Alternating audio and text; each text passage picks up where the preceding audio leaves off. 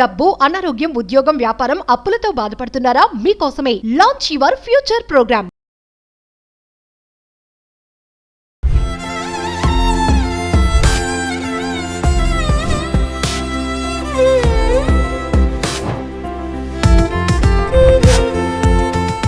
Hello weavers, welcome back to our channel. ప్రస్తుతం మనతో పాటు ఉన్నారు మందడి కృష్ణారెడ్డి గారు. సార్తో మాట్లాడదాం. నమస్తే సార్. నమస్కారం అమ్మా. కృష్ణారెడ్డి గారు, ఈ మధ్య కాలంలో చూసుకుంటే చాలా వార్తలు ఎక్కువగా ఏంటంటే 60-70 పైన పడిన వాళ్ళు, వయసు పడిన వాళ్ళు తోడు కోరుకుంటున్నారు. అది ఎలా అయినా అనుకోండి, చాలా మంది విమర్శిస్తున్నారు. ఈ వయసులో వీళ్ళకి తోడు ఏం అవసరము, పిల్లలు ఉంటారు, మనవలు ఉంటారు, వాళ్ళతో హ్యాపీగా ఉండొచ్చు కదా, ఇంకేం తోడు కావాలి వీళ్ళకి అంటే తోడు అవసరం లేదు అంటే అదొక ప్రశ్నగా మారిపోతుంది. చాలా విమర్శలు కూడా వస్తున్నాయి. మరి ఒకసారి మీరేం చెప్తారు దాని మీద? వయసు అనేది శరీరానికే తప్ప మనసు కాదమ్మా. 90లో కూడా 18 ఏళ్ళుగా ఫీల్ అవ్వచ్చు ఒక మనిషి. నిజం చెప్పాలంటే ఫారిన్ కంట్రీస్లో మనం చూస్తే, వెస్ట్రన్ కంట్రీస్లో ఈవెన్ 80స్లో 90స్లో కూడా మ్యారేజ్ చేసుకుంటారు. ఒక్కొక్క లైఫ్లో 30 పెళ్ళిళ్ళు 40 పెళ్ళిళ్ళు సాధారణమైనటువంటి అమెరికన్ కల్చర్ ఇట్లా మీరు తీసుకున్నట్టయితే వెస్ట్రన్ కల్చర్స్లో. అంటే మనిషికి తోడు అనేది చనిపోయే చివరి క్షణం దాకా అవసరం ఉంటుంది. ఎందుకంటే సంఘజీవి మనిషి అనేవాడు. ఒక మనిషిని తీసుకెళ్లి అడవిలో పెట్టేసి ఒక పెద్ద బిల్డింగ్ కట్టేసి ఒక బిల్డింగ్ కట్టి అందులో ఉంచేసి 100 కోట్ల రూపాయల ఆస్తులు, అలాగే అంటే డబ్బు, బంగారం, వజ్ర వైడూర్యాలన్నీ పెట్టేసి కావాల్సిన భోజన పదార్థాలన్నీ పెట్టి బయటకు వచ్చేస్తే అతను 1 మంత్ కన్నా, ఒక 15 రోజులు 20 రోజుల కన్నా ఎక్కువ ఉండలేడు. అంటే నాకు ఇన్ని 100 కోట్లు ఉన్నాయి కదా, నాకు ఇంత బంగారం ఉంది కదా, నాకు తినుబండలు అన్నీ ఉన్నాయి కదా, ఎంత ఆనందంగా ఉండాలి, హ్యాపీగా ఉండలేదు. ఎందుకంటే ఇతరులతో అది షేర్ చేసుకోవాలి. కష్టమైనా, సుఖమైనా, బాధ అయినా, సంతోషమైనా తన జ్ఞాపకాలని పంచుకున్నప్పుడు మాత్రమే ఒక మనిషి ఆనందంగా, సంతోషంగా బతకగలడు తప్ప అది మనవరాల్లో ఇవ్వలేనివి చాలా ఉన్నాయి. ఒకవేళ తల్లిదండ్రులే ఇవ్వగలిగేవి అన్నీ అయితే మరి పిల్లలు ఎందుకు ఇవాళ 15 ఏళ్ళకి 18 ఏళ్ళకి ఎంతో మందిని చూస్తున్నాం. మనం జంట చూసుకొని వెళ్ళిపోతున్నట్టు పరిస్థితి మనం చూస్తున్నాం. పరువు హత్యలు మనం చూస్తూ ఉన్నాం. ఇది ఎందుకు జరుగుతోంది అంటే తల్లిదండ్రి ఇవ్వలేనివి కొన్ని ఉన్నాయి, పిల్లలు ఇవ్వలేనివి కొన్ని ఉన్నాయి, మనవరాళ్ళు ఇవ్వలేనివి కొన్ని ఉన్నాయి, ఒక తోడు మాత్రమే ఇవ్వగలిగేవి కొన్ని ఉన్నాయి. కాబట్టి ఆ తోడుతో తపత్రపడేవాళ్ళు, తోడు కోసం ఆశించేవాళ్ళు, ఆలోచించేవాళ్ళు 90 ఏళ్ల దాకా కూడా ఉన్నవాళ్ళు ఉన్నారు, 99 ఏళ్ల వయసులో కూడా కోరుకునే వాళ్ళు ఉన్నారు అని చెప్పడానికి ఆశ్చర్యపడాల్సిన అవసరం లేదు. దీన్ని తప్పని నేరం అని చెప్పడానికి కూడా లేదు. ఎందుకంటే మన చట్టం లోపల ఒక వ్యక్తి ఈ వయసు వరకు పెళ్లి చేసుకోవడానికి వీల్లేదని కానీ ఆ నిబంధనలు, రిస్ట్రిక్షన్స్ లేవు ఇక్కడ.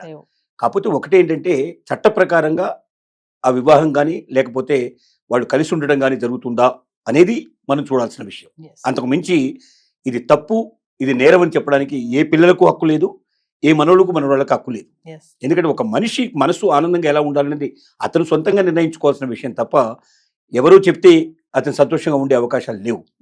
కాబట్టి ఇది ఎవరికి హక్కు లేదని మాత్రం ఖచ్చితంగా మనం చెప్పొచ్చు. కానీ బయట చాలా మంది, బయటే కాదు కన్న బిడ్డలు కూడా అంటున్నారు, ఈ వయసులో నువ్వు పెళ్లి చేసుకుని దేనికోసం పెళ్లి చేసుకుంటున్నావు, నీ అవసరాల కోసమే పెళ్లి చేసుకుంటున్నావా, ఇంకా చెప్పాలంటే నీ శారీరక అవసరాల కోసం చేసుకుంటున్నావా, మానసిక అవసరాల కోసం చేసుకుంటున్నావా అని ప్రశ్నిస్తున్నారు. ముందుకు కూడా అడుగు వేయలేకపోతున్నారు. అంటే సమాజం ఏమనుకుంటుందో. కొంతమంది పిల్లలు ఉన్నారు ఒప్పించి పెళ్లి చేసే వాళ్ళు కూడా చాలా మంది చూస్తున్నారు. కానీ విమర్శ మాత్రం చాలా ఎక్కువ కనిపిస్తుందండి. నిజంగా ఆ వయసులో పెళ్లి చేసుకునే వాళ్ళు దానికోసమే చేసుకుంటున్నారా అంటే ఏం చెప్తారు మీరు? ఏదైనా సమాజంలో మార్పు రావాలన్నప్పుడు విమర్శలు చాలా సహజంగా జరిగేవి.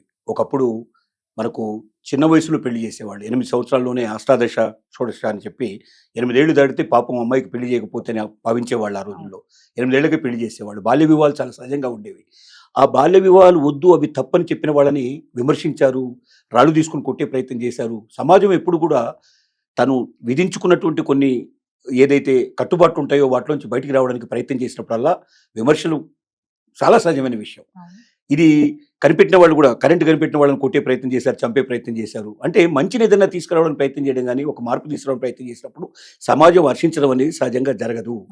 కాబట్టి సమాజ విమర్శల గురించి పక్కన పడేస్తే ఎందుకు తప్పు, ఏమి దేనికోసం అంటే ఒక స్పర్శ చాలండి. ఒక స్పర్శలో కలిగే ఆనందం, సంతృప్తి ఇంకా దేంట్లోనూ దొరకపోవచ్చు. నేనున్నాను నీకు భరోసాగా, నన్నుగా ప్రేమించని అని ఎప్పుడో పూర్వకాలంలో కవిగారు రాసిన పాటలు మన జ్ఞాపకం వస్తాయి. నా కోసం బతికే వాళ్ళు ఎవరు? ఏ మనవడు ఏ తాత కోసం బతకడు, ఏ పిల్లలు తల్లిదండ్రుల కోసం బతకరు. ఒకసారి వాళ్లకు జీవిత భాగస్వామి వచ్చిన తర్వాత వాళ్ళ ఆనందంలో వాళ్ళు తేలిపోతుంటారు, వాళ్ళ సంతోషంలో వాళ్ళు తేలిపోతుంటారు. ఏదో ఒక గోడనో, ఒక కుర్చీనో, లేకపోతే ఒక టేబుల్ ఉన్నట్టుగా ఉంటారు పెద్దవాళ్ళు. అంతకన్నా మించి వాళ్ళకి ప్రమేయం ఎక్కువ ఉండదు. ఏదో 5% 2% అంతకన్నా ప్రేమగా, అంతకన్నా అభిమానంగా చూసుకునే వాళ్ళు ఉంటారు. ఒక సర్వే, నేషనల్ సర్వే ఏం చెప్తుందంటే 100కి 79 మంది తల్లిదండ్రుల అంత్యక్రియలకు పిల్లలు అటెండ్ కావడం లేదు ఈ రోజు అని చెప్తోంది. ఇంకో 10 ఏళ్ళు పోతే 5% కూడా రారని చెప్తోంది. అంటే కన్న తల్లిదండ్రుల అంత్యక్రియలు కూడా రానటువంటి పిల్లల వల్ల ఈ తల్లిదండ్రులు ఎంత ఆనందపడుతున్నాడు, ఎంత సంతోషపడుతున్నాడు ఒకసారి ఆలోచిస్తే ఈ పిల్లల కోసమో లేదా చుట్టూ ఉండేటువంటి సమాజం కోసమో కాదు, తన కోసం తను బ్రతికే ఏ మనిషి అయినా సరే తను తోడు కోరుకోవడంలో తప్పు లేదు. తోడు ఉన్నవాడే నిజంగా ఆనందంగా సంతోషంగా బతకడానికి ఉన్న అవకాశాలు, తోడు లేకుండా ఒంటరిగా ఉండేటువంటి వాడు ఒక సగం మనిషి గారి హాఫ్ మ్యాన్గా జీవిస్తాడు తప్ప ఫుల్ ప్లెడ్జ్డ్గా సంపూర్ణమైన జీవితం అనుభవించే అవకాశాలు లేవు మాత్రం ఖచ్చితంగా నిక్కచ్చిగా చెప్పొచ్చు. అందులో సందేహమే అక్కర్లేదు. ఏది ఏమైనా భర్తకి భార్య, భార్యకి భర్త తోడు. ఎంత పిల్లలు ఉన్నా మనవలు ఉన్నా ఎవరున్నా కదండి, ఎవరికి వాళ్ళే తోడు. అంటే మీరే ఒకటే చెప్తున్నారు, రూఢిగా చెప్తున్నారు, తోడు అనేది ఖచ్చితంగా అవసరమే, అది మీరు ఎలా అయినా అనుకోండి అనేసి అంటున్నారు. కానీ విమర్శ అలానే ఉంది. ఒక్కసారి ఆ విమర్శించే వాళ్ళకి మీరు ఏం చెప్తారు? విమర్శించే వాళ్ళకి చెప్పేది ఒకటే, మీలాగా విమర్శించిన వాళ్ళు చాలా మంది తర్వాత నోళ్లు మూసుకున్న వాళ్ళే. సమాజంలో జరిగే ప్రతి మనిషి ప్రతి మార్పు లోపల మీకన్నా ఎక్కువగా నోళ్లు ఎప్పిన వాళ్ళు, మీకన్నా ఎక్కువ విమర్శించిన వాళ్ళు చెప్తాయి. ఒక్కటే నిమిషం ఆలోచించండి, తనకేం కావాలో తనకు తెలియదా? మీకన్నా అనుభవజ్ఞులు, మిమ్మల్ని కన్నవాళ్ళు, మిమ్మల్ని పెంచిన వాళ్ళు, మిమ్మల్ని పెద్ద చేసిన వాళ్ళు, వాళ్ళకేం కావాలో వాళ్ళకి తెలియదా? అంటే వాళ్ళకన్నా మీరు అనుభవజ్ఞులా? వాళ్ళకన్నా మీరు ఎక్కువ తెలిసిన వాళ్ళ? విజ్ఞులైన వాళ్ళు, అనుభవజ్ఞులైన వాళ్ళు వాడు కోరుకుంటున్నారంటే దాని అవసరం తప్పనిసరిగా ఉందని భావించాలి. మీకున్నది తనకు లేదు, మీకు తోడు ఉంది కాబట్టి మీరు ఆనందంగా సంతోషంగా జీవించగలుగుతున్నారు. తనకు తోడు లేదు కాబట్టి ఆ తోడు కోసం పరితపిస్తున్నాడు. కాబట్టి మీరే స్వయంగా దగ్గరుండి అతనికి కావాల్సిన ఏందో ఏర్పాటు చేయాల్సిన బాధ్యత మీ మీద ఉందని మాత్రం మీరు విస్మరించకండి.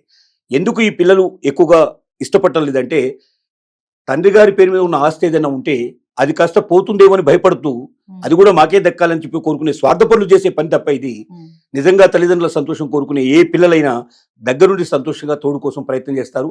ఆ తోడు వాళ్ళు కలిపేదాకా వాళ్ళు నిద్రపోని పరిస్థితి కూడా ఏర్పడుతుందని ఖచ్చితంగా చెప్పగలరు. Thank you.